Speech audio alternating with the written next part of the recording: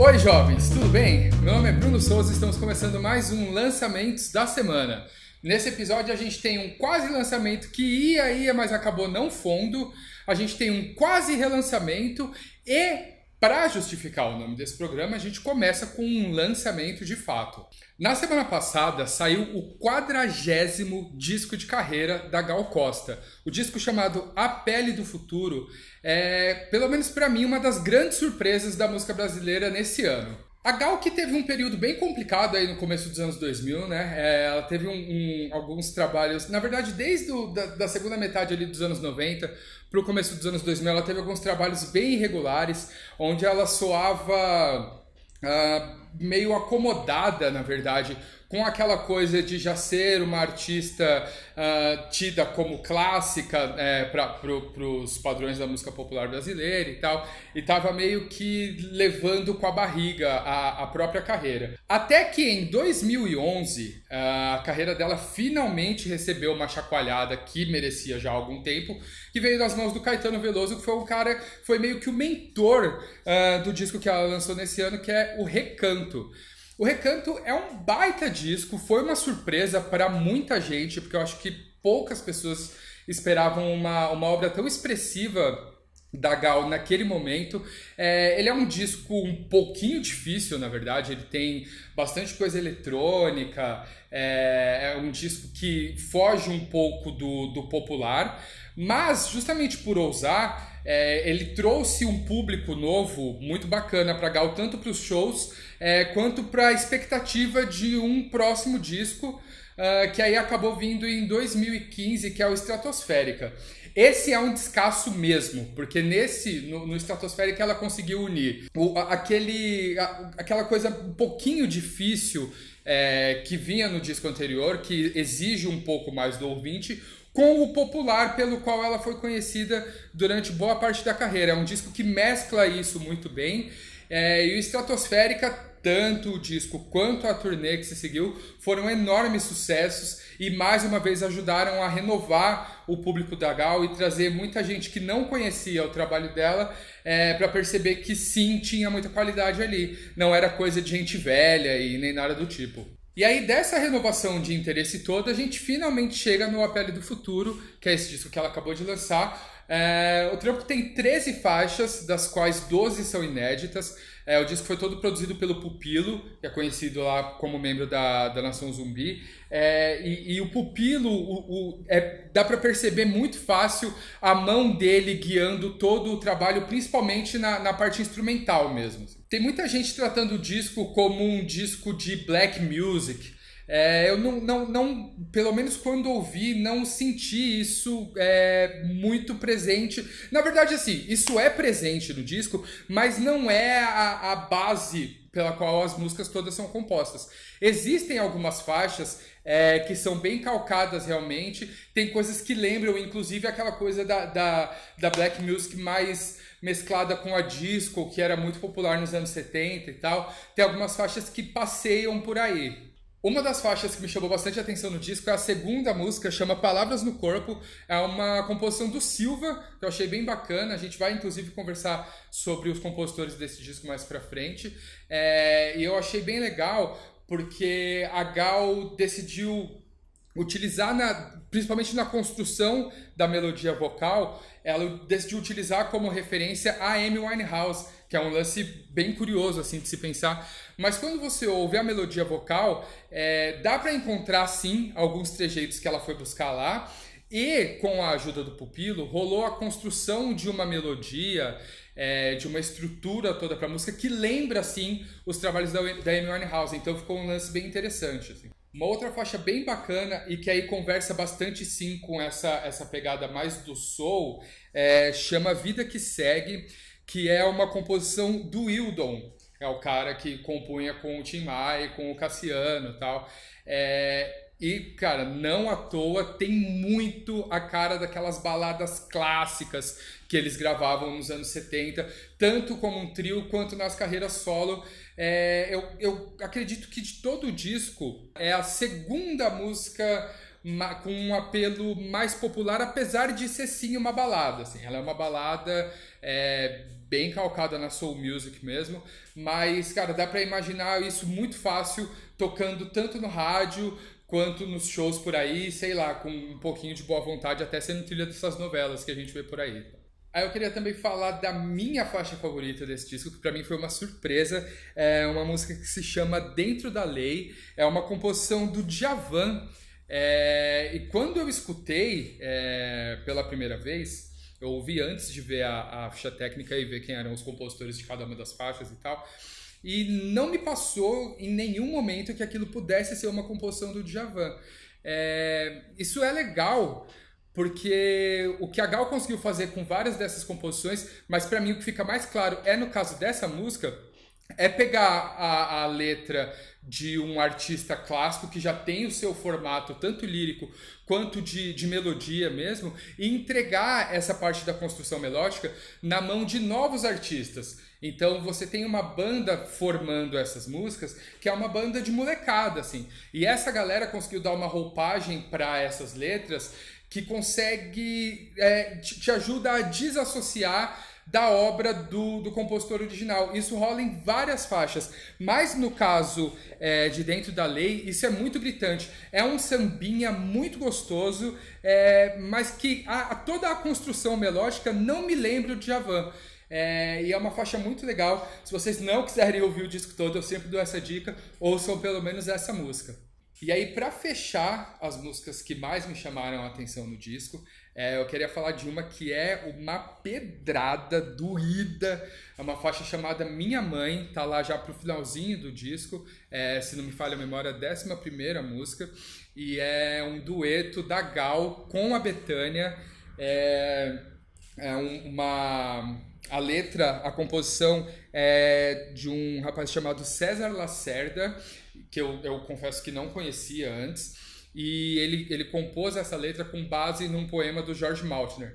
E para simplificar é assim, cara, se você tem mãe, vai doer, você vai deitar no chão e vai chorar, assim, é daquelas que você ouve e a música termina, você quer pegar o telefone, ligar pra sua mãe e falar o quanto você a ama, sabe? Tipo, é fortíssimo, assim. E, pô, Gal e Bethânia, né, cara? Não tem muito como dar errado, assim.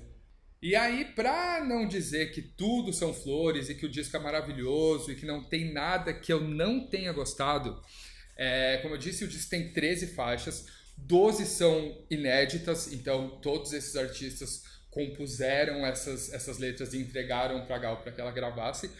Uma única música já tinha sido gravada antes, é uma composição da Marília Mendonça. Não entendi, na verdade assim, não fez muito sentido pra mim na construção do álbum, assim.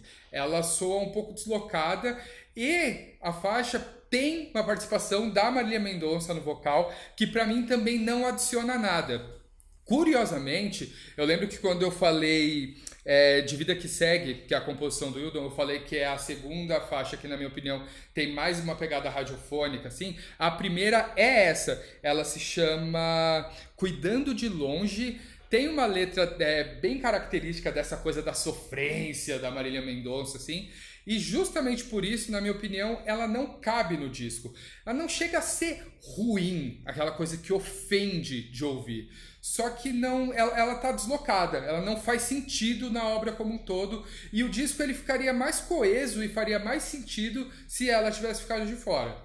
Como eu falei antes dos compositores desse disco, que é uma lista bem forte, assim, além de toda essa galera que eu já citei, o Djavan, o Hildon e tal, a gente tem letras do Gilberto Gil, da Adriana Calcanhoto, tem o Guilherme Arantes, Nando Reis, o Tim Bernardes, que eu também achei uma outra surpresa bem legal, tem uma letra do Paulinho Mosca, e o disco fecha com uma parceria lírica entre o Erasmo Carlos e o Emicida, num som bem bacana, chama Abre Alas do Verão, é um lance bem upbeat, assim. E cara, também fica como dica para que vocês ouçam a última música do disco lá e fecha o disco bem em cima aqui. Gal Costa já é uma senhora, né? Já é uma setentona, então obviamente que a voz dela já tem aí sofrido a ação do tempo e tal, os agudos já não são os mesmos que ela teve outrora, mas ela tem compensado isso sabendo se reinventar nesses últimos discos. E desses três mais recentes, A Pele do Futuro é o meu favorito. Eu acho que ela finalmente, nesse processo de se reinventar como artista, achou o seu caminho, assim. É um baita disco, dá pra ouvir tranquilamente do começo ao fim, sem pular nenhuma música, então fica como dica aí, ouçam.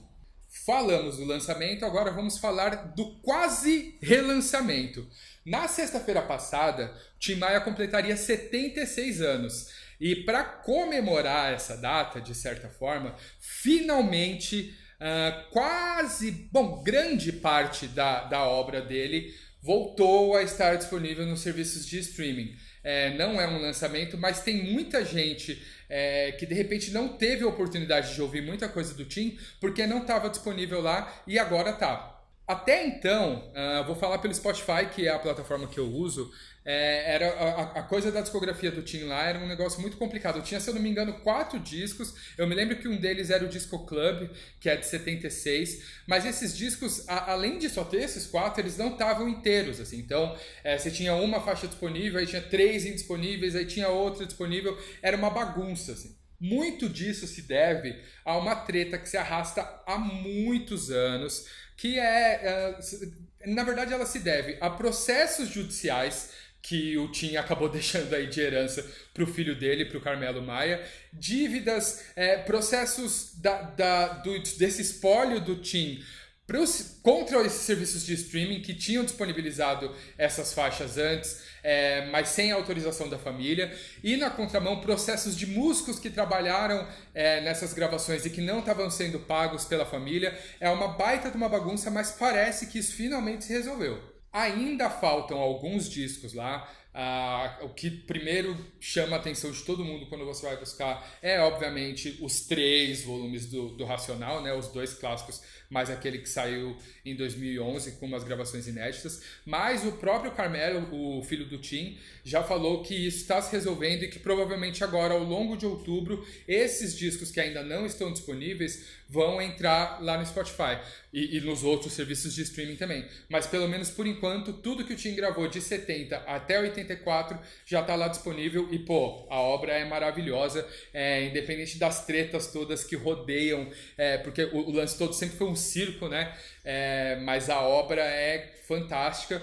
Cola lá no seu serviço de streaming favorito e dá um play.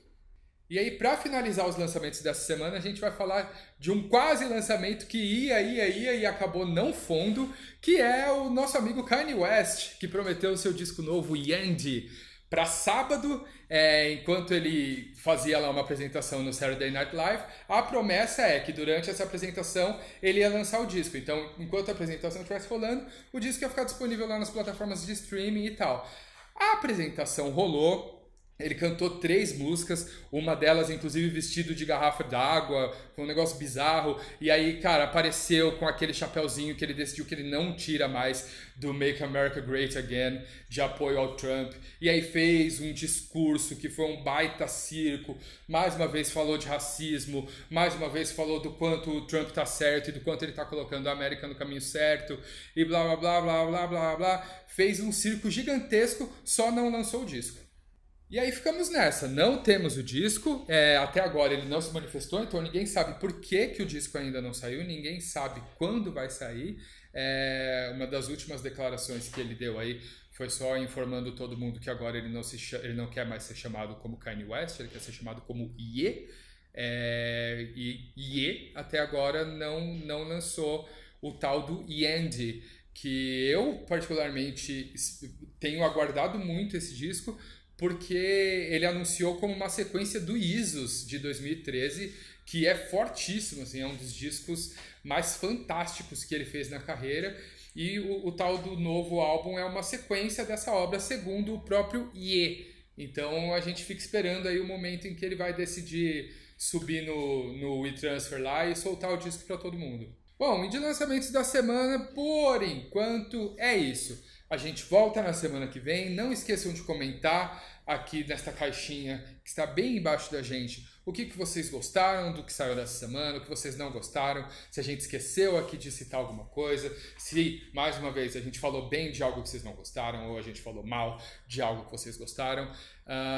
Vamos conversar. Não esqueçam de se inscrever no canal caso vocês ainda não sejam inscritos. Não esqueçam de compartilhar esse vídeo, isso ajuda muito. A gente ainda é um canal muito pequenininho, a gente precisa muito da ajuda de vocês para poder alcançar mais gente.